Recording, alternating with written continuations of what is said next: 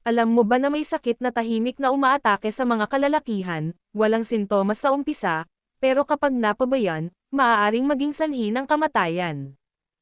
Ito ang prostate cancer. Huwag kang mag-alala, tatalakayin natin ang sanhi, paano ito maiiwasan, at pati na rin ang mga natural na paraan kasama ang pagpaprepare ng herbal remedies para sa prostate health. Part 1. Ano ang prostate cancer? Ang prostate cancer ay isang uri ng kanser na tumutubo sa prostate gland ng lalaki, isang maliit na gland na tumutulong sa paggawa ng semilya. Karaniwan itong nangyayari sa mga lalaking edad 40 pataas, at mas tumataas ang risk habang tumatanda. Part 2. Mga sanhi, risk factors. Hindi man eksaktong alam ang sanhi, narito ang mga pangunahing risk factors. Edad, risk tumataas sa 50 pataas. Family history, may kamag-anak na nagkaroon ng prostate cancer. Hormonal imbalance, mataas na testosterone. Hindi malusog na pagkain, processed food at red meat. Kakulangan sa exercise, sedentary lifestyle. Bisyo, paninigarilyo at alak. Obesity, sobra sa timbang. Part 3, paano maiiwasan? Healthy diet, gulay, prutas, whole grains. Regular exercise, kahit 30 minutes araw-araw. Iwas bisyo, smoke at limit alcohol. Regular check-up, PSA test lalo na 40+. Maintain healthy weight. Part 4, natural na lunas, herbal plus preparasyon. Ngayon, pag-usapan natin ang mga herbal na makakatulong sa prostate health, kasama ang simpleng paraan ng paghahanda. Una, saw palmetto. Paraan, gamitin ang dried berries. Initin ang isang tasa ng tubig. Ibuhos ang 1 hanggang 2 teaspoons ng saw palmetto berries. Steep ng 10 minuto. Salain at inumin ng 1 hanggang 2 beses araw-araw.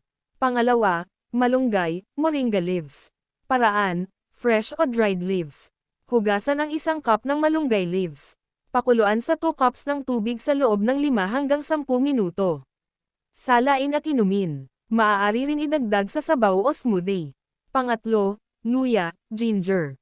Paraan, fresh or dried root. Balatan at hiwain ang 1 inch ginger. Pakuluan sa 1 tasa ng tubig ng 5 hanggang 10 minuto. Salain at idagdag honey kung nais mo. Inumin 1 beses sa umaga. Pang-apat, turmeric, luyang dilaw. Paraan, powder o fresh. 1 teaspoon turmeric powder sa 1 tasa ng mainit na tubig o gatas. Haluin hanggang matuno. Inumin 1 beses araw-araw. Pwede ring idagdag sa pagkain. Pang-5, green tea. Paraan. Ibuhos ang 1 teaspoon green tea leaves sa 1 tasa ng mainit na tubig. Steep ng 3 hanggang 5 minuto. Salain at inumin. Uminom ng 1 hanggang 2 cups araw-araw. Pang-6, serpentina, Rauwolfia serpentina. Preparation. Gumamit ng 1 teaspoon dried serpentina roots. Pakuluan sa 1 cup tubig 5 hanggang 7 minuto.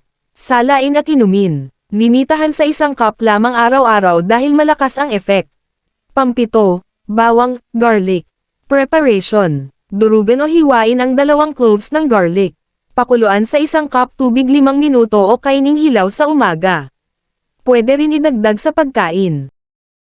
Ang herbal remedies ay support lang sa healthy lifestyle, hindi kapalit ng gamot ng doktor.